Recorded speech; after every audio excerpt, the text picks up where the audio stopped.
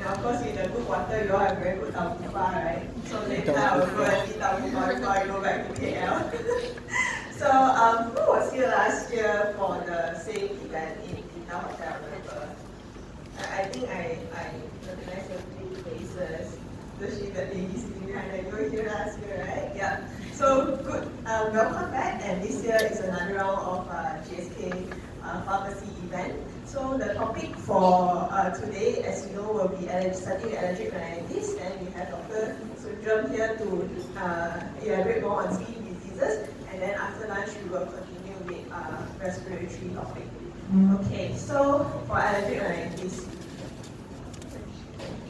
this will be the topic for today. Okay, so before I move on, just a short introduction about myself. So basically, I'm also a pharmacist by background.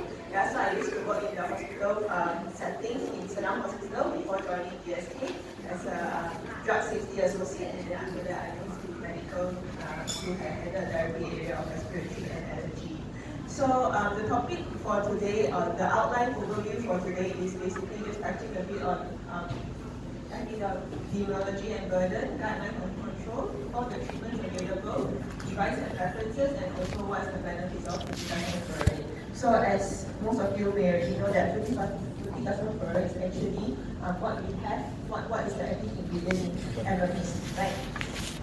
Okay, so just to touch a bit on the epidemiology or the prevalence of allergic rhinitis in Asia Pacific. I don't think we have any data for Malaysia currently, but these are the near neighboring countries we have.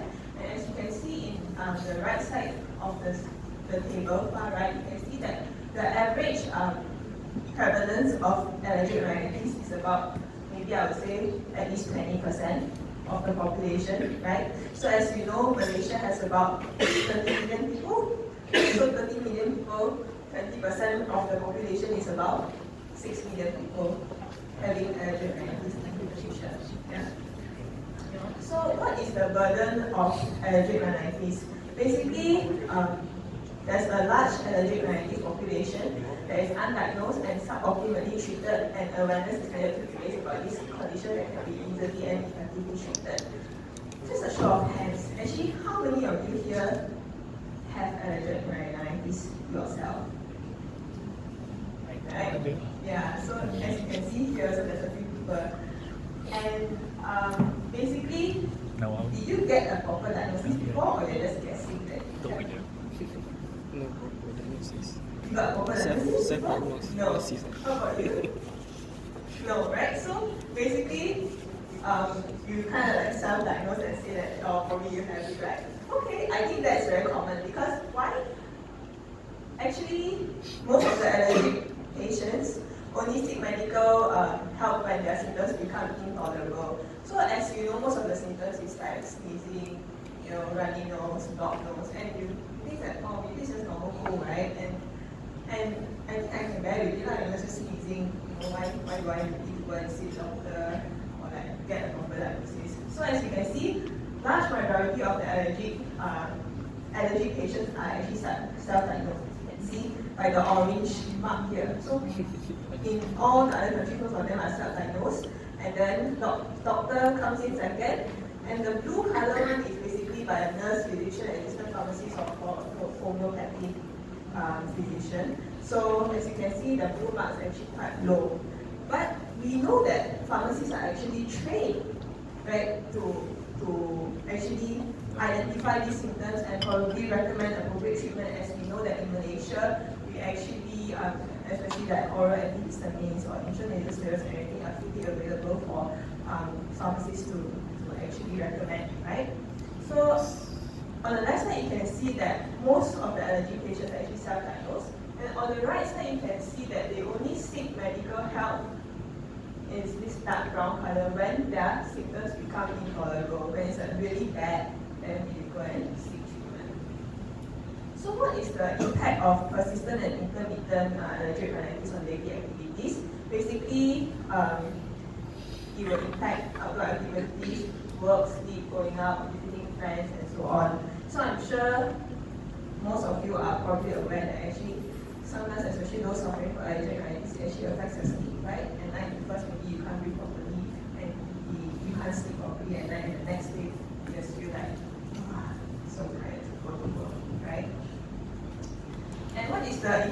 burden, basically that the total direct medical cost of allergic rhinitis is approximately 3.4 billion, with almost half of this cost attributable to prescription medicine. Okay, and compared with matched controls, patients with AR, which is allergic rhinitis, have an approximate 2-fold increase in medication cost and 1.8-fold the number of visits to healthcare practitioners. And in US, AR results in 3.5 million loss of work days and 2 million loss of school days annually. Okay, and average rhinitis with the total cost were 657 per patient each year, and the medical cost and pharmacy cost. So basically,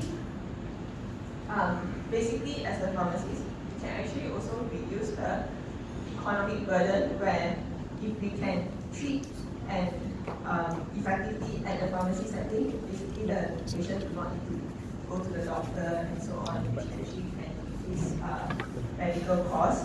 And we also know that basically when the symptoms are milder, patients tend to go to the pharmacy first rather than go to the doctor. So there we can intervene early and help the patient early, right? So just a reminder on the definition, what is allergic rhinitis? Basically is inflammation of the lining of the nose, right? Okay, and it's characterized by nasal symptoms, including rhinorrhea, sneezing, nasal blockage, itching of the nose, and is often associated with ocular symptoms. So, okay, as we know, there is two pathways for allergic rhinitis. The earlier one, which is the IgE-mediated one, is the immediate reaction. So where patients may present with sneezing, rhinorrhea, itch, and nasal blockage. Okay, and the secondly is the late phase inflammation with an eosinophilic component. So when there's an eosinophilic component involved already, hence why we recommend intranasal steroid to target that pathway, right? Okay, so I think at the pharmacy, basically there are few types of patients that will walk to your pharmacy, right? One type of patient is like, okay, I don't know what I have, but basically I have some sneezing, you know, I have some runny nose, I have itchy nose, okay, and also some blockage. Secondly is, actually I don't know what I want, can you just give me like a strip of oral antihistamine?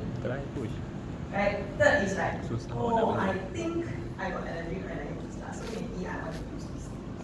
Or some is like, actually I also don't know what I have, right? It's just I have this because what would you recommend? So in that case, right, actually, what would you do next? Would you actually think that, oh, when patients are presented with these 4 symptoms here, would you actually think that the patient has allergic rhinitis? Or you just, runny nose and blocked nose, okay. Maybe, you know, a combination method. Right? I mean, I used to work in a pharmacy. I used to practice like that as well. Runny nose and blocked nose, but both right? Okay. So I know what to do. Do you actually think of the next step whether a patient has allergic rhinitis? Who actually do? Not so? Yeah, when I used to work in a pharmacy. I mean, I used to work in a hospital, but I do part-time local in a community pharmacy before. So I'm also not the person who actually think that, oh, maybe this person has something for allergic rhinitis. No, I just said, oh, runny nose and blocked nose. Okay, I know that. Yeah? So hopefully after this session, maybe it can get you to think further, like what are the questions we should ask, right? And then maybe recommend treatment accordingly. So there are 4 classifications of allergic rhinitis. Okay, basically, the top one is based on frequency, okay, whether it's intermittent or persistent, and below is based on severity, mild, moderate, or severe. Okay, so basically when a patient comes in with those symptoms above, first, one of the few questions that you probably should ask is, actually, how long have you been suffering from this? Which I think maybe most of you are already asking these questions, right? How long have you been suffering from this? Or like, have you had a previous diagnosis of allergic rhinitis before, right? And or do you have any allergies, or including whether the patient has been diagnosed with asthma or eczema before? Because as we know that this is a atopic family where patients with allergic rhinitis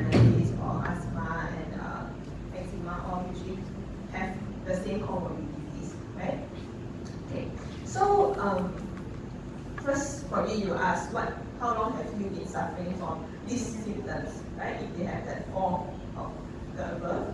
So if it's less than 4 days a week or less than 4 weeks, then it's classified as intermittent. But if it's more, then it's classified as persistent. So the number here is 4 per week or more than 4 weeks. Okay? And for patients with mild symptoms, basically they do not have disturbed sleep, no disturbance to their daily activities, sports, leisure, work and school normal, and no troublesome symptoms. Okay, basically just very mild symptoms but do not affect their quality of life. But once patient's sleep is disturbed, okay, there's impairment in daily activities, sports, leisure, problem caused at work and school, and troublesome symptoms, then it's considered moderate or severe. And I believe most of the patients that you see are actually here, because if they do not have any of these, most of the time we just don't bother, right? So most of the time when the patient seek help, probably they are already at the moderate or severe stage. So, as what I mentioned earlier, most of the patients who come to consult for treatment are already suffering from moderate to severe persistence symptoms. So as you can see, 51% of here are having moderate or severe intermittent, okay, and 42% of the patients are moderate or severe persistent. So there's only less than 10% who actually really have mild symptoms. Yeah. And as I mentioned earlier also, what are the comorbidities that we should always think of? So if a patient has allergic rhinitis, you naturally also probably want to ask if the patient has asthma, right? Because we know that uncontrolled asthma or uncontrolled allergic rhinitis can actually cause each other to be uncontrolled, right? Okay, and of course, whether they have any ocular symptoms and so on. If let's say they have any signs of all these symptoms, and whether they have asthma and so on, I think it's best that especially if their conditions uncontrolled, like if they got uncontrolled asthma and so on, I think most of the time we would also like to refer these patients to a doctor rather than treating at the pharmacy. Okay, so what are the unmet needs in management of allergic rhinitis? Basically, a low percentage of patients actually receive treatment with nasal sprays, which are considered the gold standard for treatment of nasal allergies. Okay, and the lack of persistent relief of allergic rhinitis symptoms is a major unmet need. There's a poor correlation between patients and physicians in reporting disease severity. So I think most of the time, because it's just like runny nose, blocked nose, sneezing, to us it's like very simple symptoms, you know. So maybe we're like, this is just normal, it will go away kind of thing.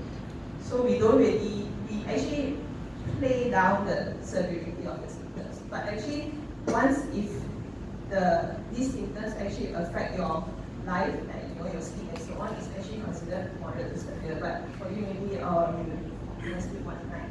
Okay lah, maybe I think it's acceptable. Yeah.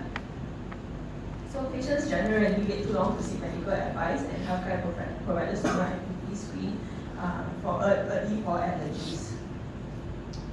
So basically, just a short introduction of these tools, such as asthma control test. I'm sure most of you are quite familiar with the asthma control test, the 5 questions. We also have this rhinitis control assessment test. Okay, which may also help you in terms of explaining to the patients what is this. So it's also the same, it's a self-administered patient test. Okay, and basically it can help to facilitate the detection of rhinitis symptoms, control problems. So if the patient has some time at the pharmacy, they come in and they look like they're really sick, maybe you can try to run through these 6 questions with them. Okay, so basically during the past week, how often do you have nasal congestion? How often do you sneeze? And do you have watery eyes? Do you intervene in your sleep? Okay, and how well were your nasal or the allergy symptoms controlled? And how often did you avoid any activities? That means that they actually affect their daily activity. So a score of 21 or less can be used to identify patients who are experiencing rhinitis symptom control problems. Okay? And a 3-point change from the previous assessment would indicate a meaningful change in individual rhinitis control. So basically, they need to get a score of 22 and above. Okay? So So here is 5 times 630. They need to get 22 and above to have good rhinitis control. And basically, if from their previous test to their current test, there's a 3 points change, means that their is considered as the MCID, the minimally clinical important difference, right? Consider that they are actually improving in their condition. So probably you can pass this to them, and you can do it every month to see whether they are actually improving for those patients who are really suffering from that symptoms. Yeah? Okay, so I also would like to run through this in a bit of more detail, because I realized from previous pharmacy events also, the very common question that they like to ask is, how long can I use the insulin steroid? And I believe you with some of your questions that you have in mind as well.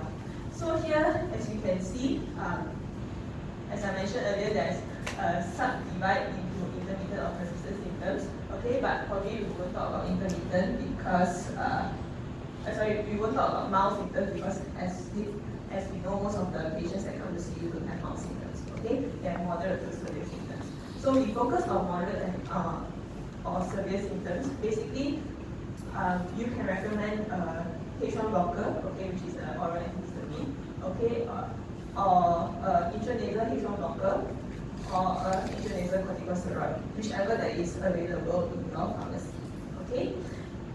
And for patients who tried using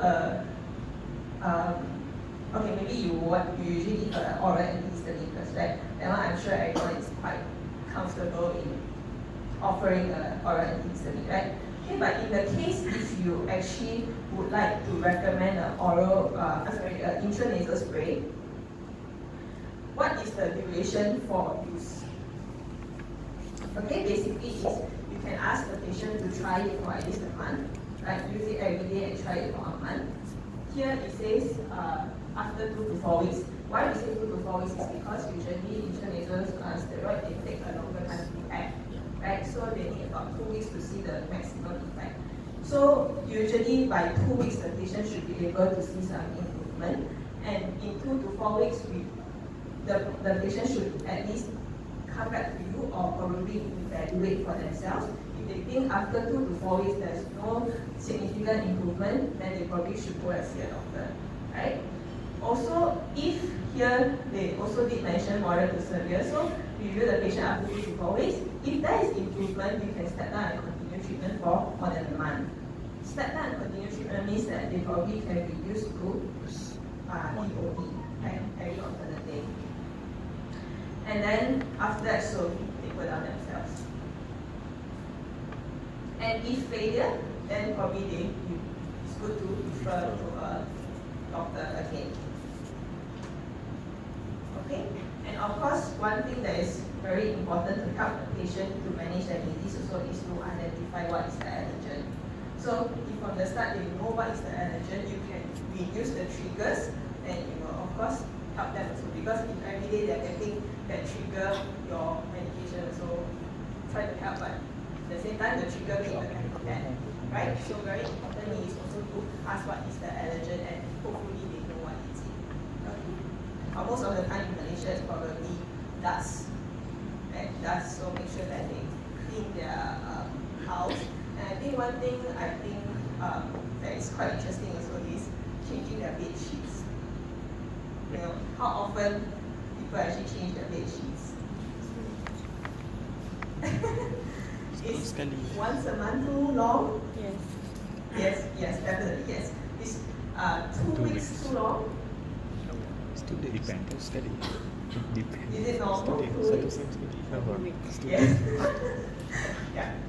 Normal. Okay, you can say it's normal for a non-allergic rhinitis patient, probably it's okay. But actually, I've been speaking to some of there's no strict guidelines to how often you should change, but the recommendation basically is probably twice a week, or longest is every week.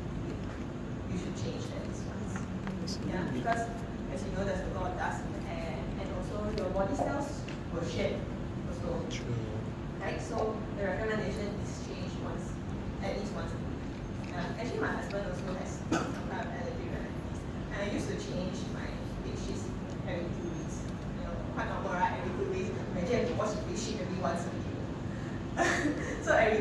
I noticed after I changed everything, actually his symptoms get better. Yeah, so it's the allergens also we always have to pay attention to. And I think the patient will really thank you for that because imagine getting attacked by the dust or everything and they don't feel good. So once they can actually feel better overall, then I'm sure they will come back again, right? Okay, so let's start with a case study. So this Miss A, she's a 35-year-old female working as an insurance agent. So she complains of chronic nasal congestion, frequent episodes of sneezing with runny nose and itchy nose. Okay, so all the symptoms, all tick. Okay, and symptoms are especially worse outdoors and may occur all year round. So she self-medicates with non-drowsy oral antihistamines since she needs to work during the day, and she tried different brands of oral antihistamines for the past few months and symptoms don't subside. Okay, recently experienced night awakenings due to her nasal blockade and feels tired throughout the day. So you can see here it's definitely moderate to severe, right? Because it affects her sleep. And the nasal symptoms also have affected her participation in badminton, which is her favorite sport. So what can you recommend to her?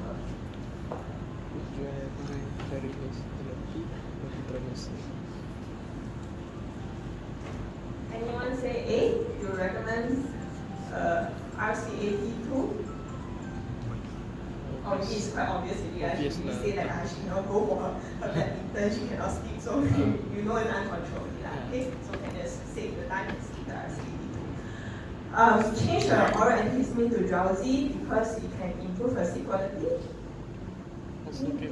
Yeah, maybe. Prescribe a intranasal corticosteroid spray. Right, sounds like a good plan. Okay, refer to a specialist. Maybe also if she got other comorbidities, right? Or maybe if a discharge, let's say there's some color, right? So maybe you may suspect infection, refer to a specialist. Or if, let's say,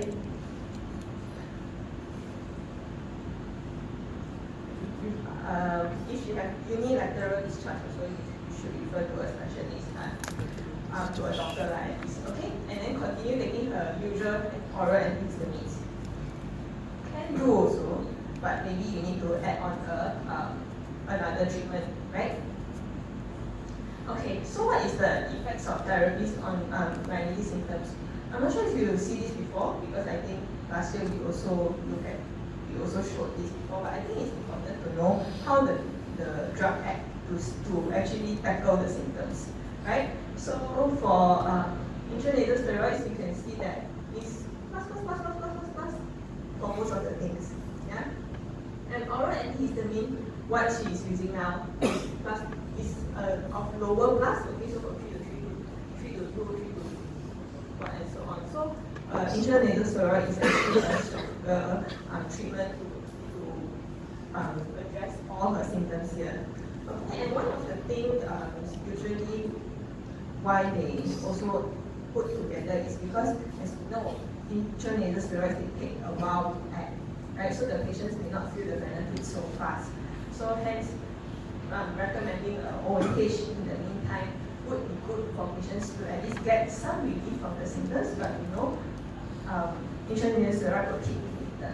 Okay, so for at least the patient to feel some relief, or rather than they feel like, oh, actually this nasal steroid is not working for me, I don't want to use. Right? To build the initial confidence is important, and also of course to let the patient know so that they're informed, so that they'll continue to use. Yeah. Okay, intranasal decongestant. So I also just like to touch a bit on it is because we know that this is also very effective in terms of especially nasal obstruction. So if you have blocked nose, they like intranasal decongestant. And it works very fast, so the patient instantly feel like, oh wow, it works very good. So I keep using it. Right? But what is the drawback of using it for long term? Rebound congestion. Rebound congestion. So just need to be I think sometimes I'm sure most of you probably already tell your patients that, but I just would like to emphasize again that please tell your patients that, because I used to work in a pharmacy before. There was this one patient that I tried to actually tell him that you're actually suffering from this rebound congestion, and he just like scolded me off kind of thing. It's like, you don't understand what I'm experiencing now, right? So I think because he didn't get the education from the start, and for him it's like, without this intranasal decongestant cannot be salivary. Right? So just a reminder to let the patient know about this, that you shouldn't use for more than 3 to 10 days maximum, right?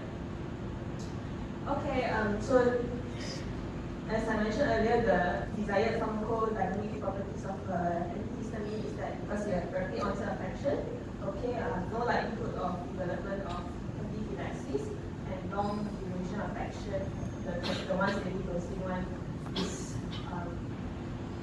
preferred, so the patients will have to take it twice daily. Okay, and basically it also works in reducing rhinitis symptoms, as I showed in the table earlier. Okay, and so the onset of action is typically within 15 minutes to 30 minutes. Okay, for the attack. And I think I won't run through slide by slide. I mean word by word. Okay, basically it's less sedating, so usually you try to go for the less sedating ones. Okay, and it's also considered first-line therapy for mild to moderate intermittent and mild persistent rhinitis. Okay, and yeah, this is just to show you the time to action of different antihistamines. So we know that Zyrtec is actually considered one of the faster onset of action. Okay, and just comparing to loratadine. Okay, so the mean percent reduction with cetirizine were consistently greater than those of loratadine and placebo overall in the 3 evaluation periods, which is 0 to 5 hours, 22 to 24 hours, 24.5 to 9.5 hours. Okay, and also just comparing to phasotherapy, sorry. Okay, there's a 26% more improvement, okay, at 12 hours in the total symptom severity compared score, okay, and overall there's a 44% improvement. Okay. Yeah, so this is oral decongestion and nasal sprays. Okay. Okay. Now touching on intranasal steroids again. So used as early as moderate, intermittent, and mild persistent symptoms. Okay. And it's a preferred treatment for moderate persistent. Okay, which I believe is the most of the group of patients that you see. Okay, and it's the most effective pharmacological treatment for AI, as we saw just now, plus. Okay.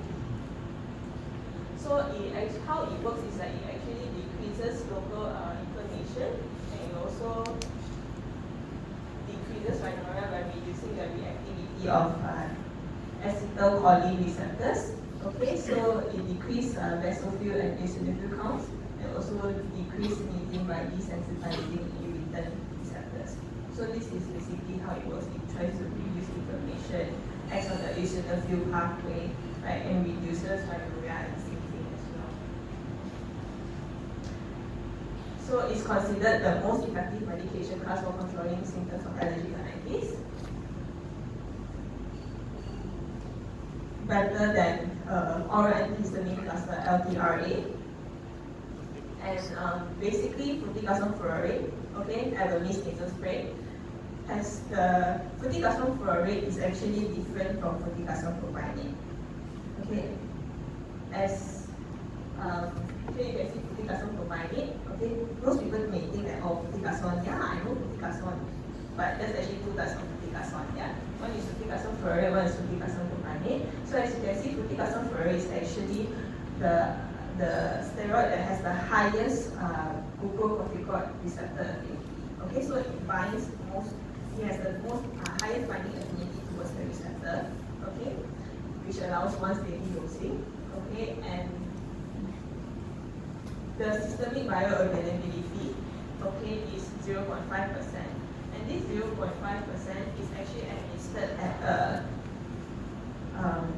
24 times dose of the daily dose. Okay, so even when administered 24 times the maximum daily dose, the bioavailability, the systemic bioavailability is only 0.5%. Okay, as compared to the fluticasone propionate and fluticasone are also similar. As compared to budesonide is 11% and So it provides a significant reduction across all 4 individual nasal symptoms, okay? Nasal congestion, rhinorrhea, sneezing, and nasal itching. And it also shows consistency of ocular efficacy in seasonal AR across the other intranasal steroids here. Okay, so fluticasone furoate here, it has the most consistent results in ocular efficacy. So if the patient has ocular symptoms as well. Okay, so now we also go on to device and patient preference. Because as we know, devices, nasal sprays are not at tablets. Tablets everyone just swallow. Okay, but what are the things that you will consider when you would like to choose a device? For your own self, do you like bitter things after using? No, right? So actually personally, I feel the same. Bitter tablets I also don't like. Sometimes we put it in the mouth, sometimes we get some bitter taste. Personally, water and swallow. So the same thing, nasal spray also should not actually cause patients to feel uncomfortable using it, right? So why is your patient not comply with it? Why does your patient not comply to the intranasal steroids? Which one do you think is most important for your patient? It irritates my nose and throat. I don't like the smell. Drip down on the throat. Difficult to use. Uncomfortable to use. C. Drip down to the throat and drip up the nose. Yeah, it's a fair concern. And basically, there's also an unmet need in the current nasal spray. And they found that less than 50% of patients think that currently available device for intranasal steroids are easy to use. Okay, because as you mentioned, here number 1, drip down to the throat or through the nose, they don't like it. Yeah. Okay, there's some taste and smell, hard to use, difficult to administer to third parties. This is more for children. Yeah, and uncomfortable delivery nozzle. Okay, so different nasal sprays also got different length of the nozzle. And basically, these attributes, which we call sensory attributes, are important factors in adherence to the INS, which is the intranasal steroid therapy, as I believe most of you would personally also understand why, right? So there was a study comparing fluticasone furoate, which is the Allergic spray, okay, to mometasone furoate over the sensory attributes of these devices, and basically it was rated 0. It was a rating of 0 to 10. So the higher the rating is actually the more dissatisfied they were. So what were they looking at is the medicine having bitter taste. Okay, so you can see mometasone actually have a more bitter taste, and the p-value is clinically significant. Running down the throat, also higher. Running out of the nose, also higher. Okay, and causing nasal irritation, making you want to sneeze. Supposed to help you to reduce sneezing, but it makes you want to sneeze more. Okay, and then cause rhinorrhea, and how satisfied are they, and how easy was it to press overall. Okay, so basically, for most of the attributes, when comparing fluticasone furoate Allergic with mometasone, most of the attributes were better for the light blue one, which is the Allergic spray. Okay, and this was another one where they also looked at less drip down of the throat, less run out of the nose, more soothing and less irritating. So basically, fluticasone furoate had a higher score compared to mometasone furoate. Okay. Okay. So basically, this sums up the attributes of this Allergic nasal spray. So when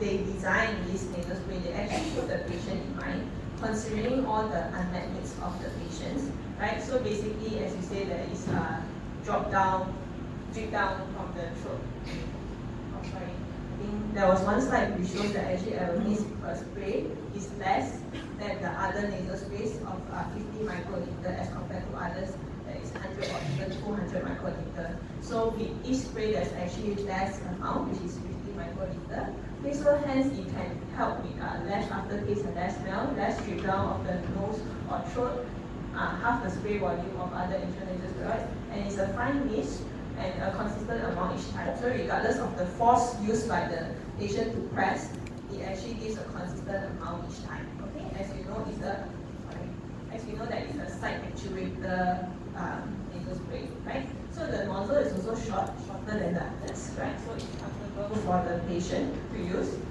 easy to grip, easy for carriers to administer, and you can also see how much the dose is left. Okay, so this is, I believe you have some on the table. Okay, it's a useful guide for a patient to teach the patient how to use. Basically, all nasal sprays are considered highly effective if used correctly. Okay, and what are the common errors that the patient usually do is basically before using it, the patient needs to shake. Okay, because it's a suspension, so it needs to be shake. For here they mentioned at least for 10 seconds vigorously, shake. Okay, to make it a homogeneous solution and suspension. Sorry. So after that they open. Okay, one of the things that we should always highlight is that the patient shouldn't spray this way, but they should aiming the nozzle to their eyes. Right? Actually, we want to spray this side, right? Because all the sinusitis and the fluid are all here. Right? So we actually want to focus here. So the patient should be aiming to their eyes and not aiming to the center. Right? This is one thing that I think we should always tell the patient because it will also actually affect the efficacy of the nasal spray. And so they should always prime before using, right? This is Western they see a good. So basically, make sure they shake for at least 9 seconds, okay, to make a homogeneous suspension.